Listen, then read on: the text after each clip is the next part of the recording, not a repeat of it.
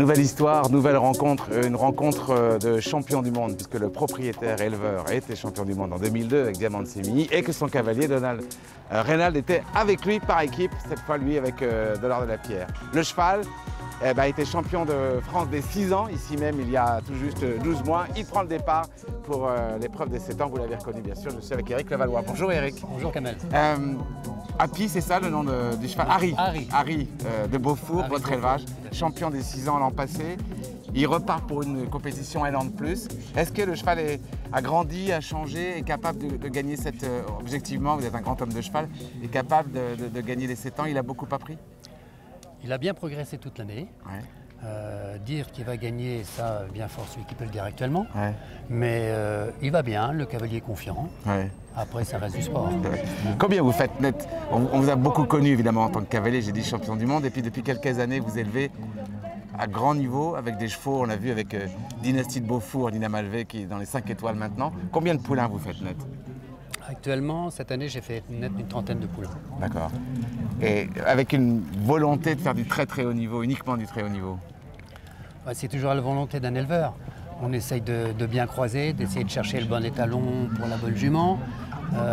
Et puis après, c'est une découverte. On attend 9 mois, et puis, 11 mois, et puis on attend le rêve toujours d'un éleveur. On est impatient de voir ce qui va sortir. Reynald Dango, champion du monde avec vous. Est-ce que vous faites comme dans les courses? Vous allez lui donner des indications? Comment vous fonctionnez avec un cavalier de ce niveau? On parle beaucoup. Je ne vais pas lui apprendre son métier parce qu'il le connaît. Il me demande qu'est-ce que j'en pense, ou il me dit bien quelquefois au paddock. On communique beaucoup. Ouais. Mais après, c'est lui seul qui est en piste, il sait ce qu'il a à faire. Vous êtes ici vraiment pour gagner, ou si le cheval fait une faute, ça ne remet pas en cause sa qualité à vos yeux?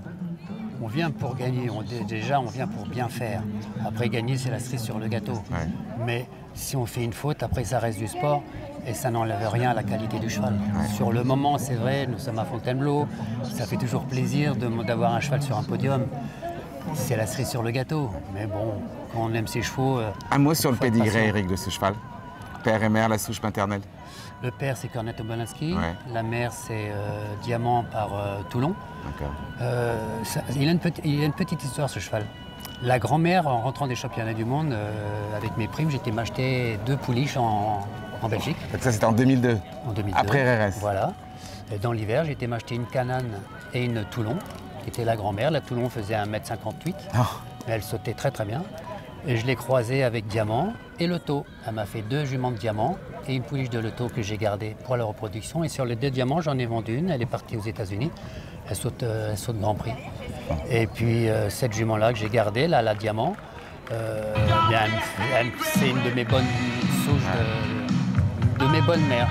C'est vraiment une histoire des championnats du monde de 2002. Ah, oui, complètement. 22 ans après, voilà, la mère est là parce que, il a gagné un petit peu d'argent dans cette compétition. Et puis c'était évidemment une belle rencontre avec Reynald Dango. On croise les doigts pour Harry de Beaufour, évidemment. Tout à fait. Et on va suivre ça tout le week-end. Merci beaucoup, Eric Levallois. Avec plaisir. Merci.